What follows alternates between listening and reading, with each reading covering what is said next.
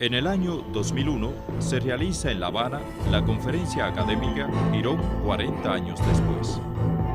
Agresores y agredidos, mercenarios y milicianos, agentes de la CIA y dirigentes de la Revolución Cubana se reúnen para dialogar sobre las relaciones entre ambos países, las causas que dieron lugar a la invasión y la respuesta dada por el pueblo cubano. En el año 59 bombardearon La Habana de Estados Unidos, por ejemplo. Si alguien voló en un avión y hubo bajas, hubo víctimas. Antes la actividad de la CIA contra Cuba, antes de enero del 60, se diluía en la división del hemisferio occidental.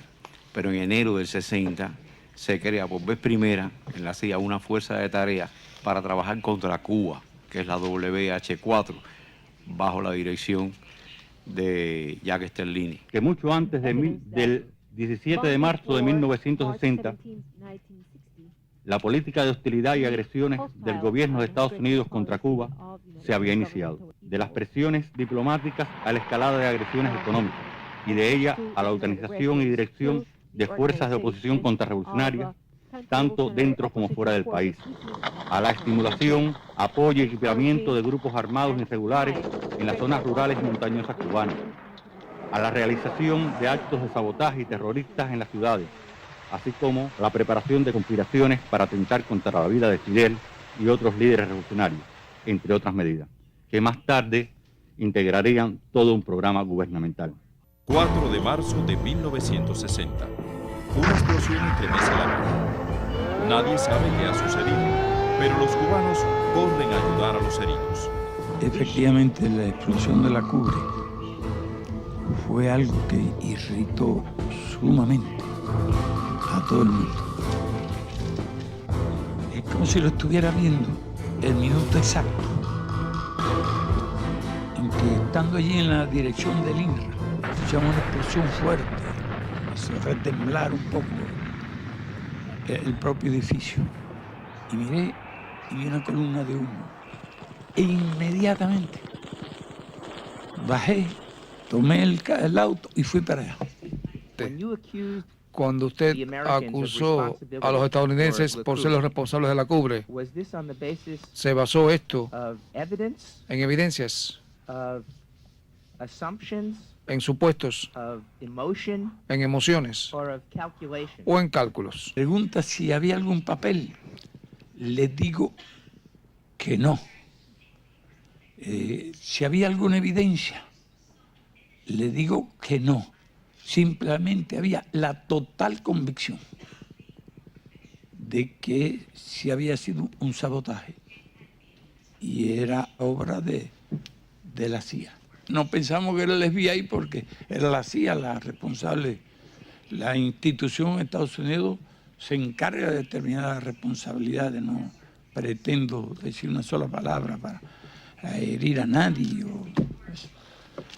Pensamos que sí que era parte de la conspiración contra nosotros. Meditamos y meditamos cómo había sido todo. Y llegamos a la conclusión incluso de que la segunda explosión había sido intencional. En investigaciones posteriores se sabe que en el barco La Cubre, en el puerto de Amberes, estuvieron 2 norteamericanos, incluso hicieron el viaje hasta La Habana y después que llegaron a La Habana tomaron avión y se fueron de Cuba inmediatamente. Yo puedo entender por qué usted sospechó de la participación de la CIA en la explosión. Si fue un sabotaje, yo quiero que usted tenga mi seguridad de que nosotros no participamos. Nosotros no planificamos o auspiciamos o apoyamos ese trágico accidente. Muy bien, me parece correcto, es su deber. Pero yo pienso, y no voy a insinuar nada, que usted está diciendo la verdad. Le acepto la explicación, aunque no doy por concluido, ni mucho menos, el problema. Como esto, de todas maneras, de esto se deja constancia histórica, no vaya a parecer que al decir que le creo lo que está diciendo, esté afirmando que haya dejado de pensar la concepción que entonces tuve y todavía tengo del origen de aquel hecho. Gracias. Sobre la Cubre, yo recuerdo nítidamente lo que pasó ese día y las conclusiones que yo saqué del hecho. Yo estaba en mi despacho en la jefatura de policía cuando la explosión. Sentí estremecerse las ventanas y partí de inmediato, menos de 1 kilómetro de allí, para el lugar de los hechos. Llegué al vapor, la Cubre, cuando estaban sacando los heridos. Entré en el barco. Entonces, un marinero francés me explicó lo de la explosión y me explicó también que si continuaba el fuego aquel podía haber más explosiones. En aquella oportunidad, yo era segundo jefe de la Policía Nacional Revolucionaria. El comandante en jefe fue y entró por la calle que está frente a la termoeléctrica de Tallapiedra y fuimos al encuentro de él. También llegó el ministro, el comandante Raúl Castro, el ministro de la FARC, estaba allí. Todavía no se ha producido la segunda explosión, que fue la tenebrosa, la grande. Entonces en ese momento me avisan, la escolta me viene afuera, que Fidel se acerca con los carros de él hacia la Cubre. Partí de inmediato, intercepté el paso de Fidel y le dije de la situación que había allí. Fidel me dice, bueno, vamos para allá de todas maneras. Le digo, mire, comandante, déjeme a mí ahí, váyase usted, por favor, váyase de aquí a ver si yo resuelvo esa situación. Me dice, no, vamos para allá, me dice él. En ese momento, yo lo recuerdo nítidamente, porque si él no viene, yo estuviera dentro del barco y la segunda explosión me agarra y me hubiera matado. No podía haber, por otra parte, una segunda intención, y era que Fidel Castro o el Che Guevara u otros dirigentes atraídos por la primera explosión fueran al lugar de la explosión y entonces la segunda explosión los liquidase a ellos. No es descabellada pensar en esa idea de una explosión posterior a la primera, preparada, porque saben que él siempre hacía acto de presencia en esas situaciones tan difíciles. Nos sorprende la segunda explosión. Yo voy para allá, para el barco. Ahí me encontré con el Che cuando estaba llegando. Entonces, después, meditando, pienso que no solamente se hizo estallar el barco, sino que se escogió el momento en que más gente estuviera dentro de él. Es decir, que pusieron una bomba de contacto debajo de alguna de las cajas de fusiles Falo, de granadas, para cuando el barco llegara a Cuba, en el momento que estuviera lleno de trabajadores allí, estallara y matara mucha gente. Yo nunca en mi vida había visto, yo de la guerra ya había visto cantidad de muertos producidos en combate, pero como los de ese día ya después de la segunda explosión, esos hombres despedazados allí, fue uno de los sabotajes más siniestros que se pudieron en Cuba.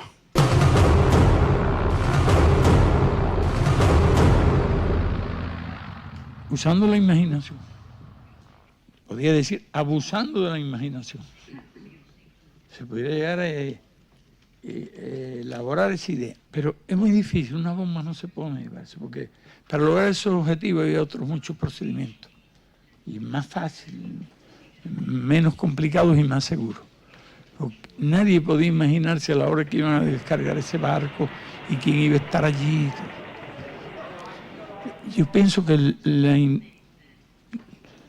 objetivo fundamental de sabotear ese barco era impedir que el país adquiriera armas.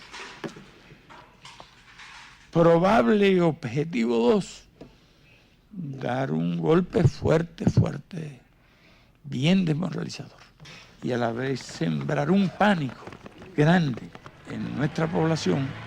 El pueblo, indignado ante el crimen cometido por el sabotaje al vapor La Cubre, acompaña a los familiares de las víctimas hasta el cementerio de Colón. Al día siguiente, en el entierro de las víctimas, yo no podría decirle ahora a cuántas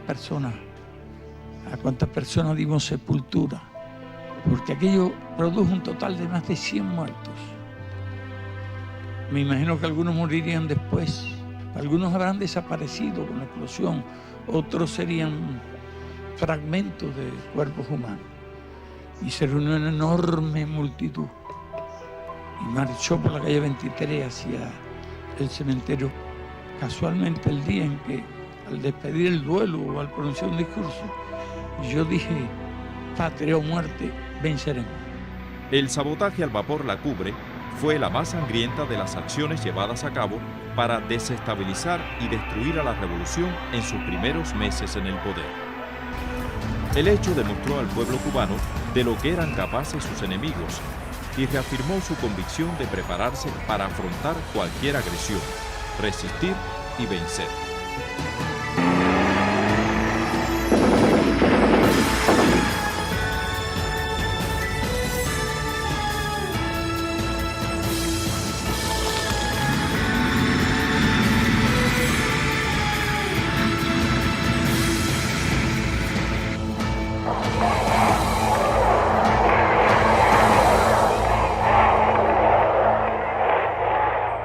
Todo el mundo estaba en la Guerra Fría al principio del gobierno de Fidel Castro en Cuba. Se consideraba que eso era otra victoria para los rusos. Como acostumbrábamos a decir, ahora tenían una base comunista solamente en 90 millas de sus costas.